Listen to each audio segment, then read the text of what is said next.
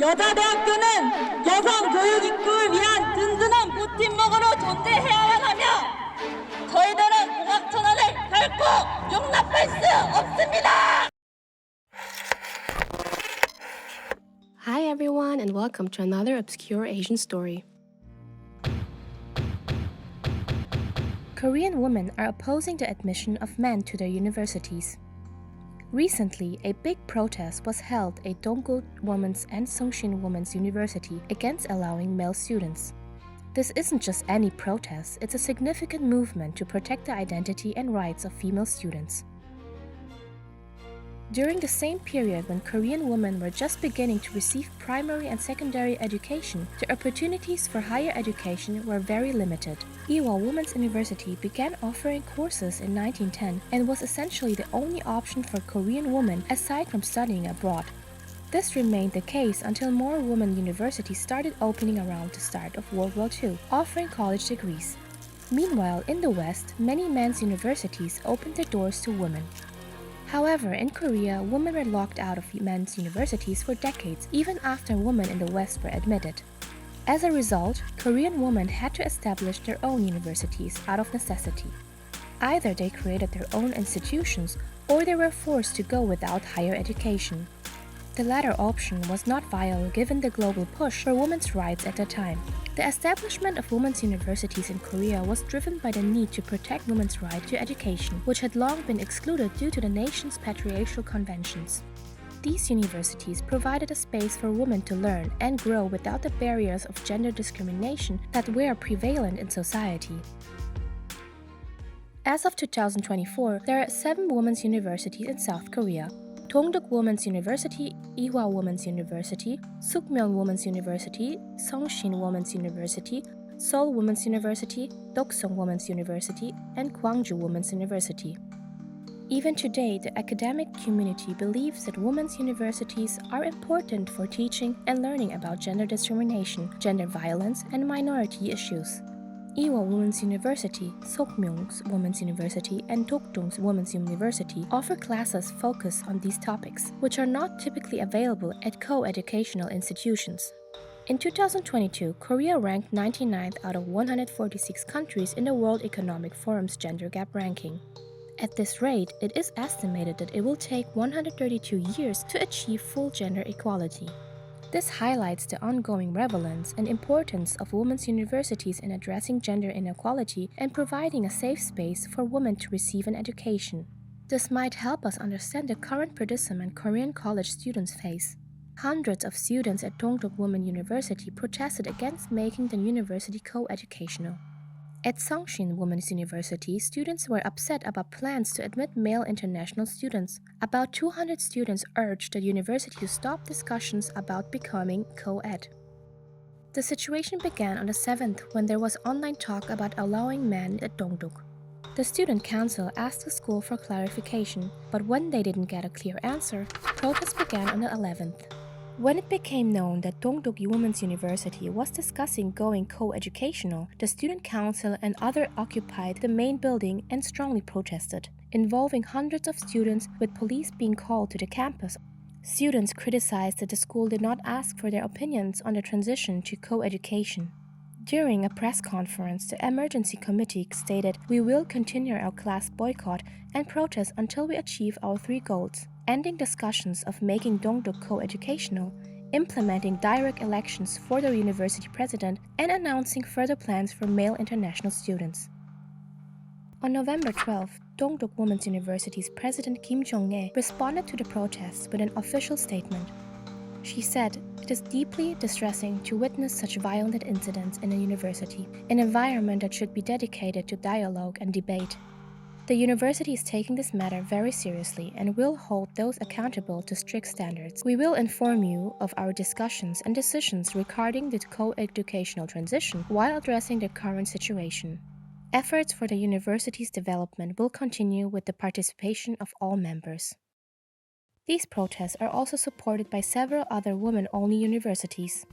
On November 12th, students at Songshin Women's University in Seoul protested against including male international students in a new department, arguing that it undermines single-gender education. Sunshin Student Council released a statement calling for this decision to be reversed and stage a protest by laying out university jackets on the ground in front of the main building. A Songshin University official told University World News on November 13th there have been some misunderstandings among students, and we plan to create an opportunity for communication. Our university has had foreign male students attending classes and earning degrees in the past. We have no intention of changing the value or identity of a women's university. Other women's universities like Gwangju Women's University and Toksong Women's University have shown support for Dongguk's stance. The Student Council said demonstrations and boycotts would continue until their demand for a complete withdrawal of any co-education plans is met. Campus serve as a rare safe space for women amid pervasive sexism and violence. There are plenty of examples showing why this is necessary. For instance, in 2018, a man infiltrated a Dongguk University building and uploaded photos of himself naked and performing lewd acts to social media, causing widespread controversy. Other issues include the Sindang Station murder, a medical student killing his girlfriend, the Busan roundhouse kick incident, a woman being scrutinized for using the finger-pinching gesture, and a man assaulting a woman for having short hair. These incidents highlight the challenges women face in public spaces. By November 13th, student councils from 5 out of 7 women's universities in South Korea joined protests against co-education, including plans at Dongguk and other universities to admit male international students. On November 15th, students at Songshin Women's University protested against admitting male students to the Department of International Studies, claiming it would damage the university's identity as a women's institution. An emergency committee, composed of the Student Council and the feminist student club Siren, plans to boycott classes and share materials online. They chanted Songshin's identity is female during their protests, wearing black and holding signs opposing male admissions. Despite early-stage discussions on co-education at Dongguk University, students continued to protest. They posted manifestos, spray-painted slogans, launched petitions, held demonstrations, occupied buildings, and boycotted lectures. Some students even expressed discontent by throwing eggs and placing funeral wreaths around campus. Hundreds of jackets and around 400 alumni diplomas were laid in front of the main building in protests. Police were called to the Seoul campus after reports of noise and property damage, witnessing students hitting walls with objects. Students explained they were urging the administration to attend a meeting with the student council, but officials failed to show up. Following the news at Dongguk, Songshin students also protested. The Student Council noted that co-education discussions had not been on any official agenda. The administration claimed that co-education is just one of several options being considered, but no final decision made yet. In 2018, the then president of Songshin Women's University, Kim Ho-sung, mentioned the possibility of going co-ed, expressing concerns about the future of women's universities and noting disadvantages for women in securing employment. Due to a population decline, many universities struggle to recruit students. Korea's school-age population has dropped from 9.18 million in 2014 to 7.14 million in 2024, a school official said. The transition to co-education can be an alternative. In South Korea, many young women are rejecting traditional expectations through the 4B movement or the 4 No's: no marriage, no childbirth, no dating, and no sex. This movement reflects dissatisfaction among young women facing housing instability, digital sexual violence, economic disparities, and cultural pressures. They seek to redefine their lives outside traditional gender roles. Economic insecurity is worsened by systemic gender inequality. Traditional life paths like marriage, childbearing, and homemaking are less appealing. Despite these issues, tension between Dongguk Women's University students and its administration over potentially becoming co-educational is sparking debate about the need for women-only universities. Although the university isn't a perfect haven, we have felt free on campus. Losing the safe space goes against the founding purposes of the university. Students and councils oppose the co-educational transition, which they believe could marginalize female voices in a society where gender discrimination is still prevalent. They emphasize that a women's university provides a safe space for discussions free from discrimination and hostility. One of Dongguk's Women's University alumna said, "Why does a women's university have to become co-ed? Those favoring the change should understand the true meaning behind the university's establishment." The university was founded on the principle of building a nation through educating women. Korea has many women's universities aimed at protecting women's right to education, long excluded due to patriarchal conventions. The academic community believes that women's universities are still important for teaching and learning about gender discrimination, gender violence, and minority issues. Ewha Women's University, Sukmyung's Women's University, and Dongguk Women's University offer classes on topics like women's labor policy research and women and law stories, which other co-educational universities do not. Some women's universities like Sangmyung's Women's University, Songsim Women's University, and Hyoseong Women's University became co-ed to address low enrollment issues. Despite the misogynistic reactions to Dongguk Women's University students' movement, this reaction ironically shows the need for women's universities free from hate. Women's universities should exist as long as possible. For centuries, academia has been dominated by males, not due to merit but due to gender.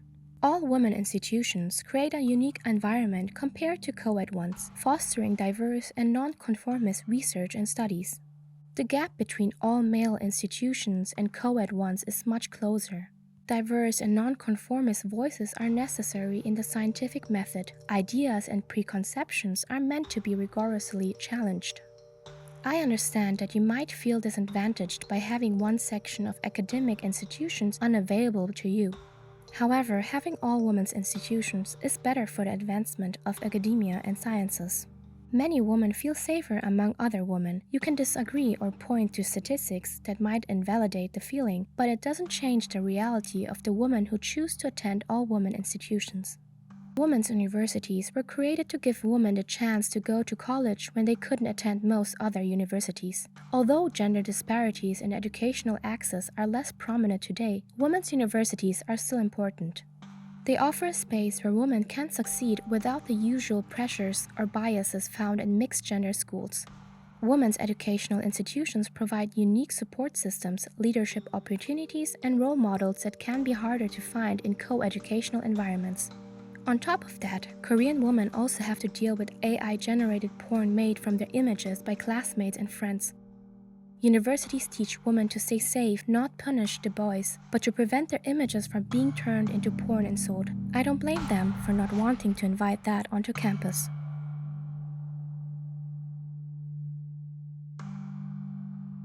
I hope you enjoyed this video. See you next time and thanks for watching!